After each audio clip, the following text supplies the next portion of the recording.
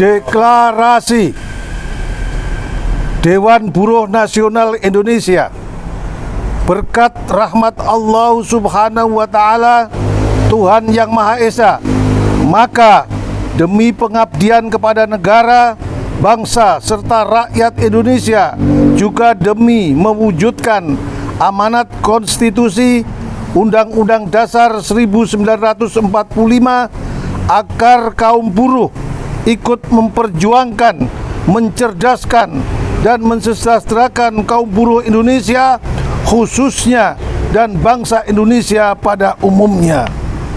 Bahwa demi kepentingan kaum buruh Indonesia, maka dibentuklah suatu Dewan Buruh Nasional Indonesia yang merdeka, demokratis, mandiri, dan profesional, serta bertanggung jawab dalam mengemban amanat melindungi hak dan kewajiban kaum buruh pekerja industri di Indonesia, serta memohon ridha Allah Subhanahu wa Ta'ala pada hari ini 1 Mei 2025 bertempat di Jakarta.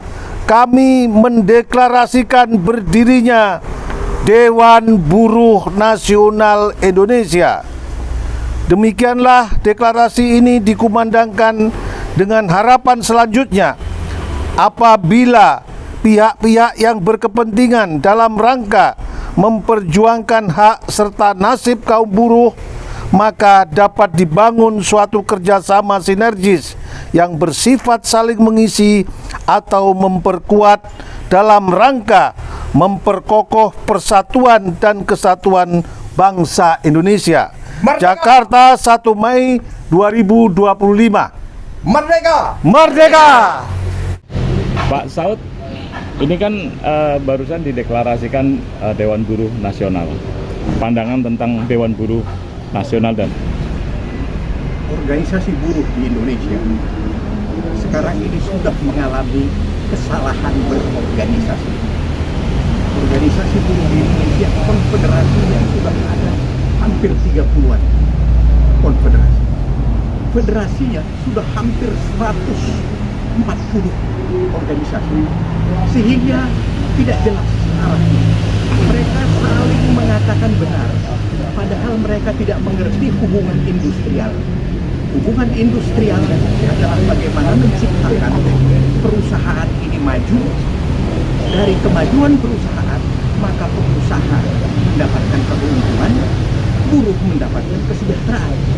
Tetapi manakala dari 30-an konfederasi dan 150-an federasi itu berlomba-lomba menyatakan kamilah yang paling heroik, kamilah yang paling jago, maka tidak ada lagi memberikan suatu arahan bagaimana di perusahaan itu bisa maju, bagaimana perusahaan itu bisa mensejahterakan anggota atau pekerjanya.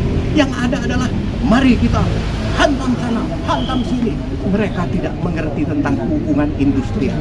Oleh karena itu, Dewan Buruh Nasional ini adalah untuk membuat suatu kanalisasi kepada arah daripada hubungan industrial yang sangat sportif, yang sangat memajukan perusahaan, sehingga dari perusahaan yang maju, maka muncullah kesejahteraan buruh yang selama ini diidam-idamkan. Masa akan 80 tahun merdeka, kita hanya menghadap diri kita kepada upah minimum. Apa upah minimum? Kita tidak butuh upah minimum, kita butuh kesejahteraan. Kala di perusahaan itu hubungan kerjanya baik, produk itu terjual dengan baik, maka akan mendapat, dan keuntungan itu diimplementasikan kepada kesejahteraan kaum buruh.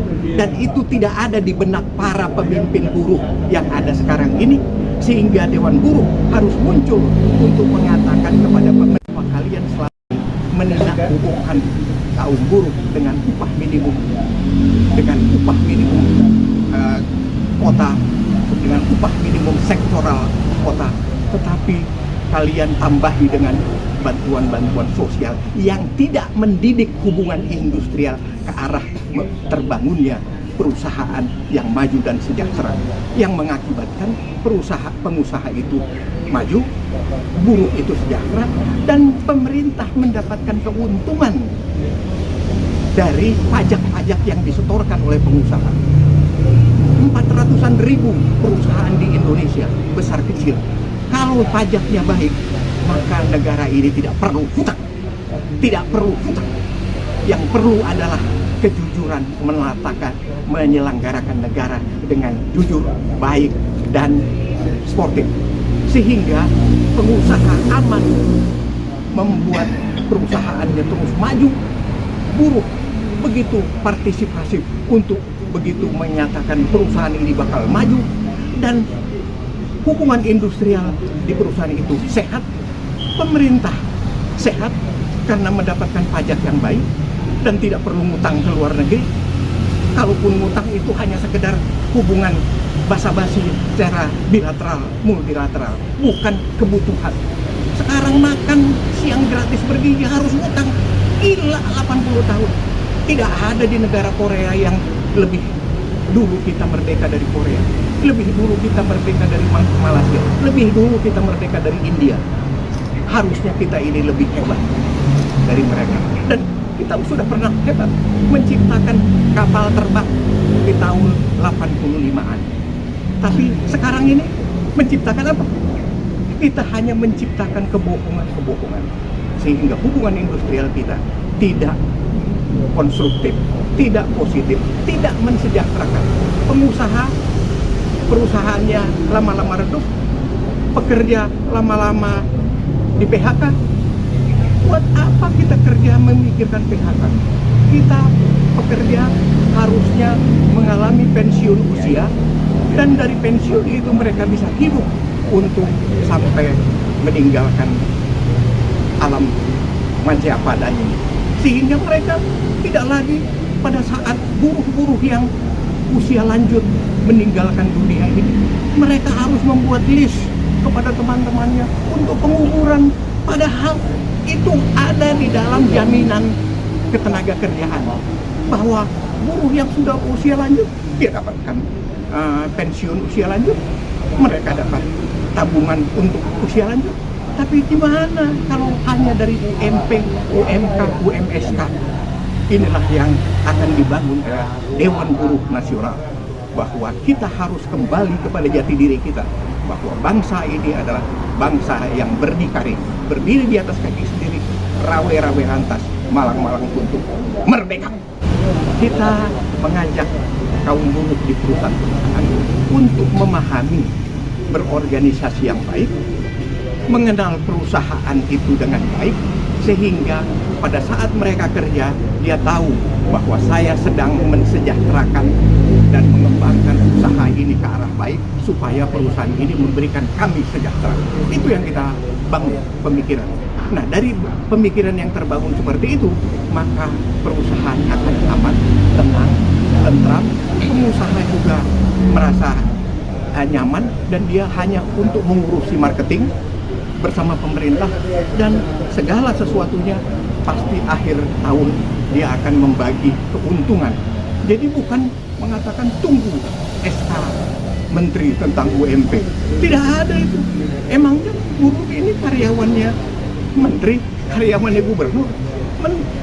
Buruh ini adalah karyawan PTA, PTT, PTC yang dihasilkan dalam keuntungan untuk memberikan upah yang meningkat dan bonus. Tapi tidak pernah ada sekarang. Tiap tahun buruh hanya menunggu UMP, UMK. Kalau ada bansos, terima kasih, alhamdulillah. Ini tidak baik. Ini bukan hubungan industrial Pancasila. Ini adalah satu penganiayaan di dalam hubungan kerja yang semua orang tahu bahwa pengusaha banyak yang menjadi oligarki, tetapi buruh hidup dalam standar minimum.